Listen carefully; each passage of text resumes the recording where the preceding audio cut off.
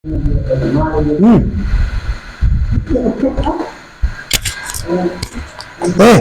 हम आपको ले चल रहे हैं केमिस्ट्री में एटॉमिक स्ट्रक्चर, परमाणु का संरचना। फिजिकल और जनरल केमिस्ट्री में आप भी देखे थे कि इस बार जो आपका एग्जाम हुआ था कॉलेज में, उसमें सारा का सारा क्वेश्चन इसी चैप्टर से था कि नहीं?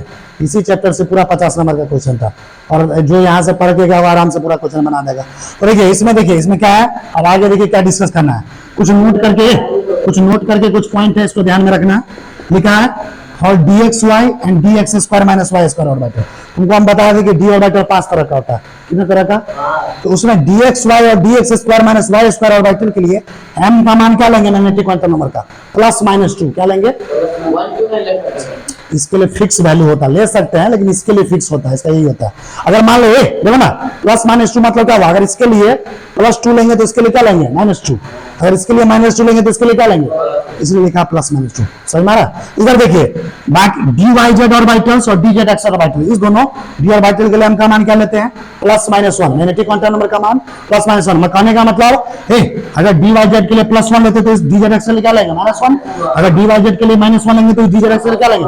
+1। तीसरा देखिए और dz स्क्वायर, एक और ऑर्बिटल बचा dz स्क्वायर ऑर्बिटल के लिए का मान क्या होता है? 0। क्या होता है जी? 0। समझ में आ रहा? तो देखिए चौथा number point, the न्यूम of 7 f orbital. देखो तुमको बताए थे f ऑर्बिटल कितने होते हैं? 7। पिछले क्लास में नाम तो नहीं लिखवाए थे, आज हम उसका नाम भी लिखाने जा रहे हैं। और बताए थे वो कॉम्प्लेक्स होता है, बताते ना। देखो सबसे पहला क्या होता है? fxyz। f ऑर्बिटल कौन है? fxyz, fx2, fyz, fxyz, fx2, fyz, fz square, fxz, fx, fy, fz। हमारा यही 7 f ऑर्बिटल होता है। 1 2 3 4 5 6 7। क्या हो गया जी? 8 हो गया। कोई 2 बार रिपीट हुआ है क्या? देखो ये रिपीट हुआ है। 3 हो गया, 4 5 6 7। इसी को fxz लिख लो। क्या लिख लो? समझ में आ रहा है ना? अब 7 हो गया ना। देखो अब अगला देखो, ये पॉइंट काफी इंपोर्टेंट है। Total number of orbitals in A subshell. तुमको बताया थे सेल के अंदर सबसेल होता है, सबसेल के अंदर ऑर्बिटल होता है। तुमसे पूछेगा किसी भी सबसेल के अंदर कितना ऑर्बिटल होता है। ये तो हम पिछले क्लास में बता चुके थे कि सबसेल में कितना ऑर्बिटल। जैसे बताते एस सबसेल में 1 orbital, S orbital, P subshell में 3 orbital, P X Y P Y Z P Z, है ना। डी सबसेल में 5 ऑर्बिटल, एफ सबसेल में 7। इसी को फार्मूला के थ्रू कैसे निकालेंगे? इसके लिए एक फार्मूला आता है। इस फार्मूला है 12+1। कौन सा फार्मूला है? ये 12+1 फार्मूला से तुम डायरेक्ट पता कर सकते हो कि किसी भी सबसेल में कितना ऑर्बिटल है। 12+1 फार्मूला समझ में आ रहा? जैसे देखो अभी हम पता करके दिखा रहे हैं। जैसे एल का मान 0 दे दिए। एल का मान 0 किस सबसेल के लिए होता है? तो देखो यहाँ पे एल का मान 0 डालो। 2 गुना 0, 0+1 क्या होगा? 1। तो देखो एस सबसेल में की ऑर्बिटल होता है कि नहीं? अब देखो एल का मान अगर 1 डाले, कौन सा सबसेल होगा? P subshell.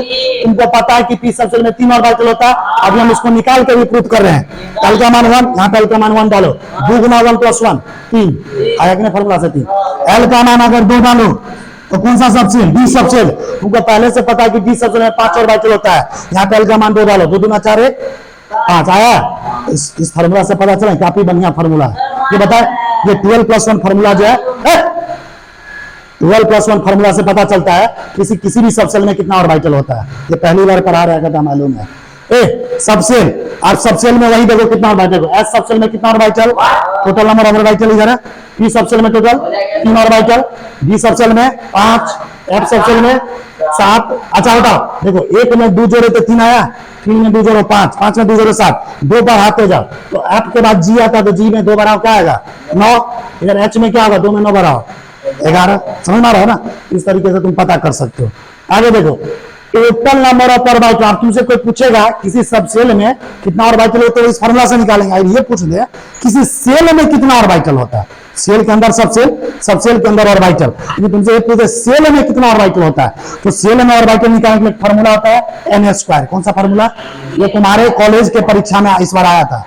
इस बार डायरेक्ट क्वेश्चन आया था कि किसी भी सेल में टोटल ऑर्बिटल कितना होता है? एन स्क्वायर के बराबर। किसके बराबर?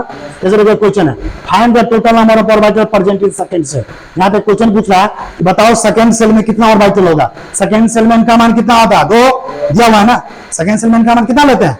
2। यहाँ पे देखो टोटल नंबर ऑफ बाइटल में ये फॉर्मूला लगा दो, n का मान 2 है तो टोटल ऑफ बाइटल क्या होगा n स्क्वायर, तो 2 का स्क्वायर टोटल कितना हो गया।